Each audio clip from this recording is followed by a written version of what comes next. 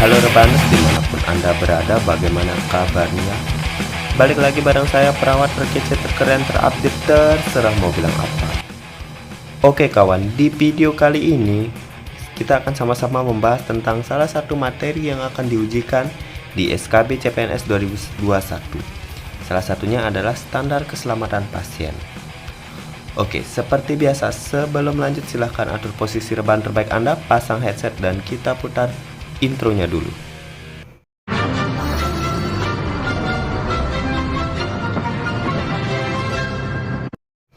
Oke, keselamatan pasien adalah suatu sistem yang membuat asuhan pasien lebih aman, meliputi asesmen risiko, identifikasi dan pengelolaan risiko pasien, pelaporan dan analisis insiden, dan mencegah terjadinya cedera yang disebabkan oleh kesalahan akibat melaksanakan suatu tindakan atau tidak mengambil tindakan yang seharusnya diambil. Itu pengertian dari keselamatan pasien. Terlalu panjang, intinya adalah keselamatan pasien adalah memberikan pasien rasa selamat.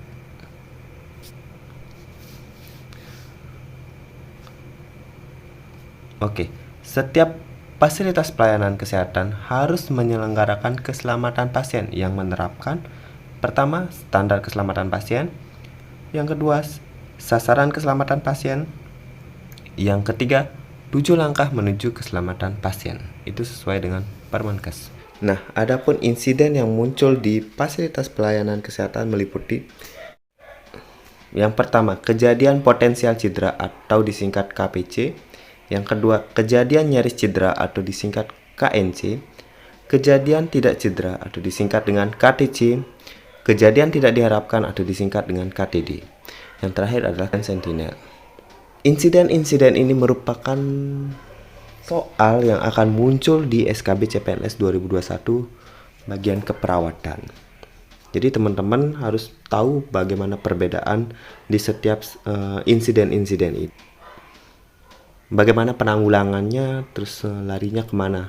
Soal-soalnya biasanya muncul bentuk kasus, kemudian kita harus mengkategorikannya dia masuk ke kejadian apa. Apakah KPC, KNC, KTC, atau KDD, atau sentinel.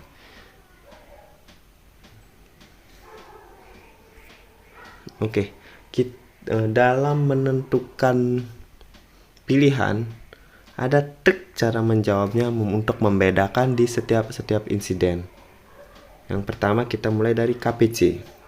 KPC itu kejadian potensial cedera. Tandanya adalah ada sebuah kasus atau peristiwa, atau saya singkat dengan ada kondisi, nah di mana belum ada penanganan, tetapi tidak ada insiden atau belum terjadi insiden. Itu yang disebut dengan KPC. Entah itu kabel listrik yang tidak sesuai aturan pemasangannya, entah itu lantai licin, entah itu plafon yang bocor, atau tembok yang retak, itu sudah merupakan KPC.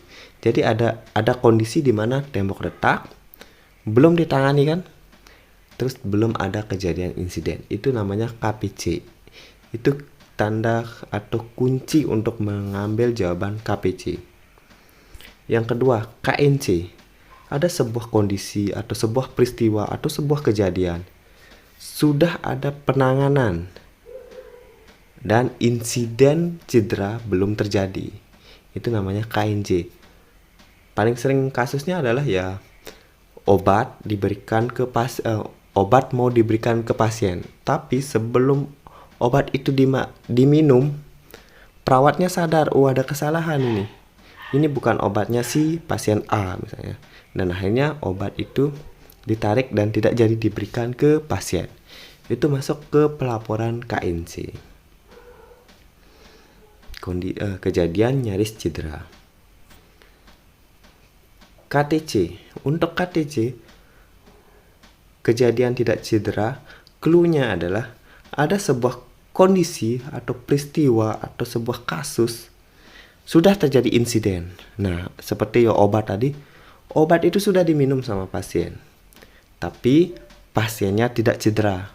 atau tidak mengalami masalah, tidak mengalami alergi, tidak mengalami mual muntah dan sebagainya. Jadi intinya ada kondisi, ada insiden pasien tidak apa-apa, itu KTC. Selanjutnya masuk ke KTD.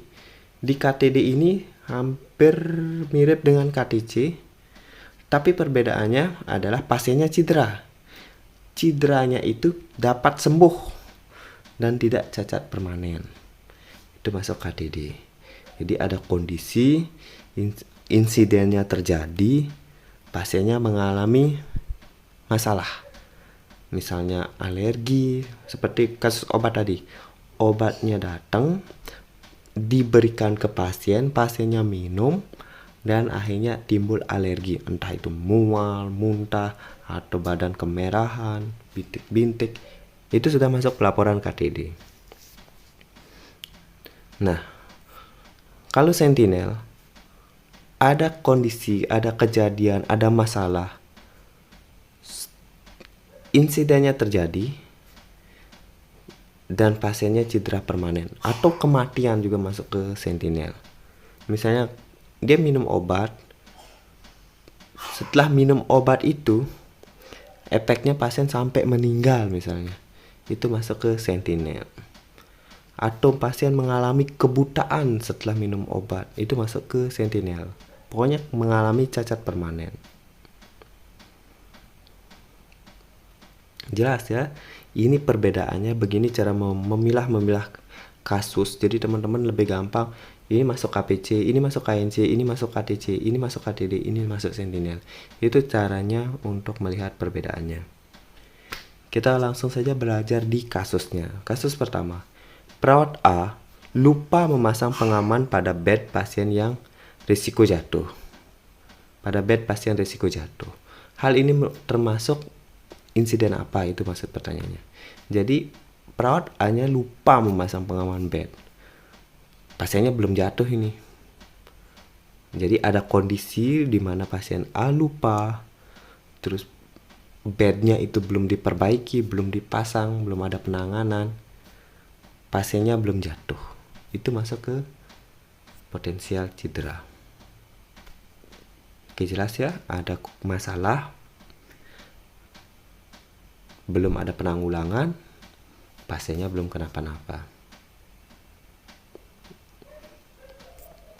Lanjut ke soal berikutnya. Perawat A tidak memasang pengaman pada bed pasien risiko jatuh. Perawat B yang kebetulan lewat segera memasang pengaman bed tersebut. Nah, kalau yang ini termasuk apa? Ini ada kasus di mana perawat A lupa memasang pengaman bed, tapi langsung diperbaiki oleh perawat B. Berarti di sini ada kondisi di mana perawat A lupa memasang pengaman bed, kemudian ada tindakan penanggulangan. Kan seperti contoh tadi, obat mau dikasih tapi tiba-tiba dia sadar, langsung ditarik. Jadi belum ada kejadian, penanggulangannya sudah ada. Sama seperti ini, perawat B langsung memasang pengaman bed dan pasien belum jatuh.